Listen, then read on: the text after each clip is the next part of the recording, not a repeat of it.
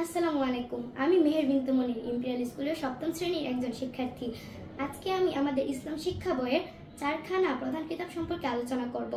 কুরআন শরীফে 104খানা কিতাবের উল্লেখ রয়েছে, এর মধ্যে 4খানা হলো প্রধান। আমি আজকে সেই বিষয়ে বিস্তারিত আলোচনা করব। তো চলুন শুরু করা যাক। তাওরাত। মহান আল্লাহ মুসা আলাইহিস সালামের উপর যে কিতাব নাজিল করেছেন তার নাম তাওরাত। তাওরাত কিতাবের নাম পবিত্র কুরআনে উল্লেখ রয়েছে। ইরশাদ হয়েছে, আমি তাওরাত অবতীর্ণ করেছি যাতে আছে পথ নির্দেশনা ও আলো। আল্লাহর অনুগত নবীরা তদানুসারে ইহুদিদের পরিচালনা করত এবং খোদাভীরু ও জ্ঞানীরাও। জাবুর অর্থ লিপিবদ্ধ।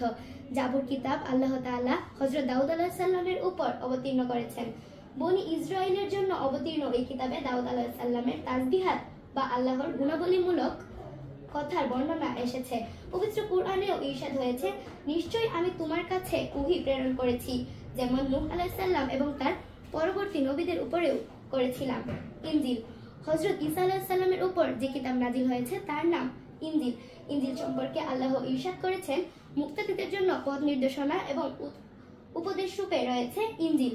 কুরআন শরীফ। কুরআন শরীফ সর্বশেষ আসমানি কিতাব যা মহানবী হযরত মুহাম্মদ সাল্লাল্লাহু আলাইহি ওয়াসাল্লামের উপর নাজিল হয়েছে। কুরআন শরীফের মধ্যে ফেরেশতাগণের নাম এবং আল্লাহর ইবাদতের কথা অনেকবার উল্লেখিত হয়েছে এবং মানুষ ও জিন জাতির হিদায়াতের জন্য আল্লাহ তাআলা কুরআন শরীফ নাজিল করেছেন।